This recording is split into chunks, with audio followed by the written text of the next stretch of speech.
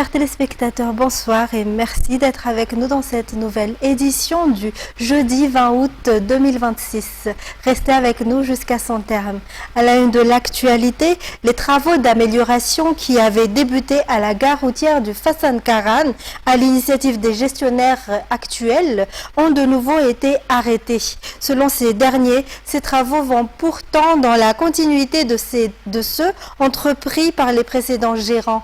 Ils demandent davantage de transparence ainsi que la poursuite des travaux pour l'intérêt des usagers. Reportage signé Antoniana Martina.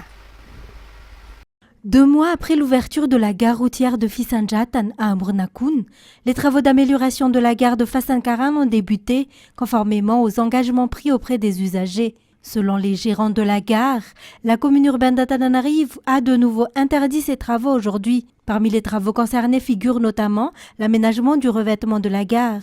La situation est aujourd'hui confuse au sein de la gare routière du Fassan Karan. Le terrain sur lequel se trouve la gare ne leur appartiendrait pas, mais aurait un propriétaire. Les gérants actuels affirment toutefois que les travaux réalisés vont dans la continuité de ceux déjà entrepris par les précédents gérants de la gare. Cela fait désormais 23 ans que ce site accueille la gare routière de Fassan Karan, ainsi que les usagers, les employés et les coopératives qui travaillent. Face à cette situation, les gérants de la gare appellent les usagers à se mobiliser à leur côté, rappelant que ces travaux d'amélioration répondent également à une demande exprimée depuis longtemps par les usagers. Et plus loin, du côté de Fanjin, la cloche du temple du FLM de Malakialine a été volée avant-hier soir.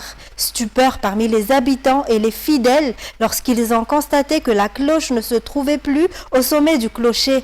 Des recherches ont alors été lancées, mobilisant toute la population. Ce n'est qu'au milieu de la nuit que la cloche a été retrouvée, soigneusement dissimulée dans une forêt enveloppée et recouverte de branches. Selon les premières constatations, il serait plusieurs à avoir dérobé la cloche pour ensuite la revendre. La cloche était en effet particulièrement lourde. Selon les informations recueillies, elle aurait été destinée à la vente, des cas similaires ayant déjà été signalés. Et parlant santé à présent, l'entrée à Madagascar est temporairement interdite aux personnes en provenance des pays touchés par l'Ebola et ce jusqu'à nouvel ordre. Les personnes qui résident ou travaillent à Madagascar et qui arrivent de ces pays doivent quant à elles observer une période d'isolement de 21 jours. Des mesures prises afin de prévenir la propagation de l'épidémie d'Ebola. Les détails.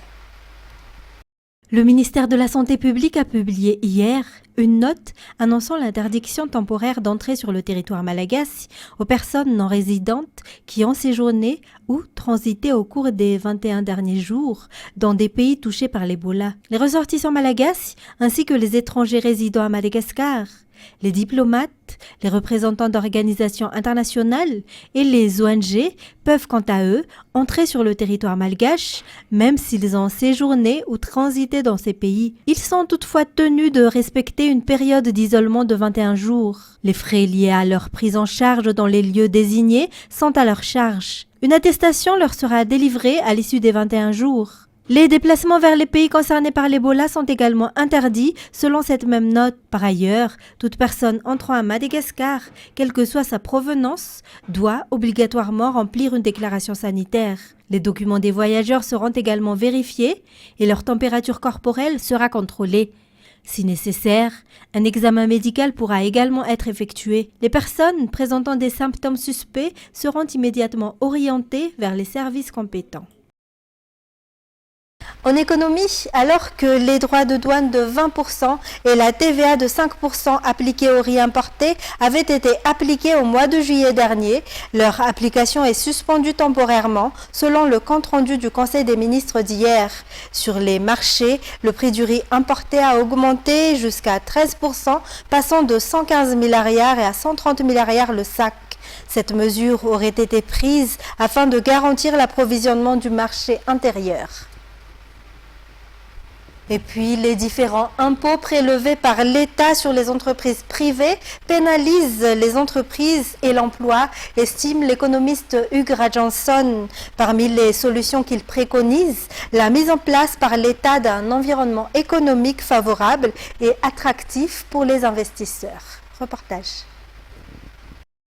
Les entrepreneurs peinent aujourd'hui à développer leur entreprise en raison des nombreux impôts et taxes prélevés par l'État. Conséquence, les entreprises sont en difficulté et ne parviennent plus à accroître leur production. Pourtant, ce sont les petites comme les grandes entreprises qui créent de la richesse dans un pays et non l'État. Pour cet économiste, le gouvernement doit mettre en place une politique permettant de lutter contre cette situation. Parmi les solutions qu'il propose figure la promotion des entreprises locales. Il préconise également la mise en place d'une politique visant à développer l'agriculture pour la transformer en industrie. Selon les statistiques, 24 799 entreprises ont été créées à Madagascar au cours des 20 dernières années, dont 1649 en 2025.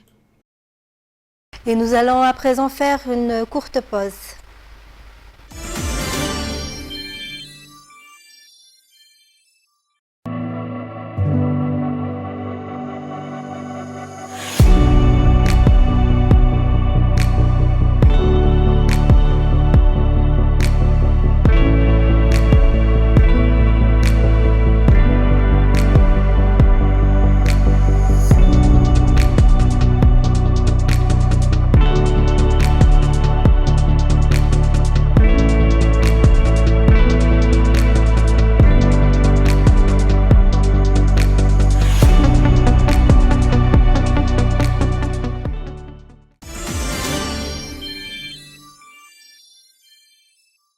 De retour dans cette édition, bienvenue si vous venez de nous rejoindre.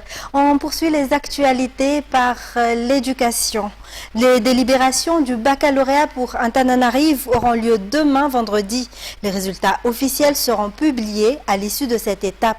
Selon les prévisions, les résultats officiels devraient donc être disponibles vers la fin de la semaine. Aujourd'hui, les résultats du baccalauréat pour Touliar ont été également publiés. Le taux de réussite enregistré dans cette région est le plus faible parmi ceux déjà annoncés dans les autres régions, avec seulement 39,21%. Sur les 39 144 candidats inscrits, 11 427 ont été admis. Dans la page culturelle, le monde de la musique lourde et du métal malagasy est en deuil. Les amateurs ont perdu l'un de ses figures emblématiques ce matin, Bob Samar. C'est sur les réseaux sociaux que l'épouse du défunt a annoncé la triste nouvelle. Bob Samar, qui était soigné depuis un certain temps pour une maladie dont il souffrait, avait également fait l'objet d'un appel à soutien auquel les amateurs de métal malagasy avaient répondu. Reportage. Bob Samar, artiste, guitariste et figure emblématique ayant marqué l'histoire de la musique métal à Madagascar, est décédé ce matin. Il faisait partie des fondateurs du groupe Samar qui a inscrit son nom dans l'histoire du death metal. Parmi les titres qui ont contribué à faire connaître Bob Samar figurent notamment No Salvation. Bob Samar aimait profondément la musique, qu'il a vécue pleinement et à laquelle il a consacré une grande partie de sa vie. Il avait créé un studio à Passamadink, un lieu devenu un espace de création et de développement des talents pour les jeunes passionnés de rock, notamment de métal et de death metal. Bob Samar avait connu des problèmes de santé pendant une longue période. Un appel à la solidarité et à l'entraide avait également été lancé par le milieu du rock à Antananarive. Et toute l'équipe de Viva présente ses condoléances aux familles endeuillées. Et on poursuit par les actualités internationales. 6 ans après leur départ pour les États-Unis et leur retrait de la vie royale, le prince Harry et Meghan Markle prévoient de revenir s'installer au Royaume-Uni avec leurs enfants Archie et Lilibet. France 24. Harry et Meghan reviennent, la nouvelle fait les gros titres des médias britanniques. Brouillé avec la famille royale, le couple avait quitté le Royaume-Uni en 2020 pour s'installer en Californie.